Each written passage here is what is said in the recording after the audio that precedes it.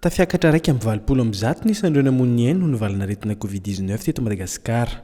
Niampy telo indray ireo maty noho ny tsimokaretina coronavirus tao anatin'ny 4 ora raha nitatitra nataon'ny profesora Antenimieram-pirenena nandritra ny fandalovany tao amin'ny anjerim-panjakana androany alarobia atoandro. Teto Analamanga no nitranga ny fahafatesana iray raha tany amin'ny fatra dianany roa tamin'ireo fahafatesana telo no taterina androany alarobia. Efa andro vitsivitsy izay no tsy nisy ny olona maty notateriny mitondra teny foibebebeakona niady amin'ny Covid-19 saingy nisy indray izany androany alarobia. Ankoatr'izay, araka ny taritr'atrany dia nisy tranga vaovao 770 indray ihany koa androany. Fitiliana 730 no nahitana azy ireo, kaniny amin'ny 30 amin'izy ireo dia avy eto amin'ny faritra Analamanga izay mitondra ny laharana voalohany hatrany amin'ny isan'ireo tranga vaovao.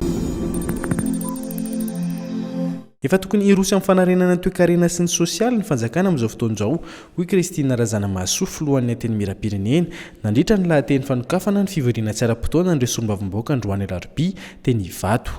Nambarany fa tena fotoana izao ampiarana amin'izay ireo drafitra efa voavolavola. Nampatsiahivina fa efa andalam-pandresena ny valanaretina Covid-19 Madagasikara ankehitriny ka rariny raha mifantoka amin'ny fanarenana amin'izay ihany koa. No mafisiny ity solombavamboaka voafity tany ambany finandrana ity fa tokony ho ampiny sy tsinjovana manokana ireo mpiompy ary efa tokony hirosoana ny fianteherana amin'ny fitrandrana ny ara-pirenena. Niverina ny asa tokoa araka ny fanambarana nataon'ny filohan'ny Repoblika tamin'ny alahady teo ireo fiara mpitatitra olona eto an-tanàn-dehibe. Mbola hita ho vitsivitsy ihany anefa izy ireo tamin'ity andro voalohany ity. Tsy maintsy manaraka ireo fepetra ara-pahasalamana maro ihany koa izy ireo vao afaka miasaka somary mbola nalaindaina ny sasany.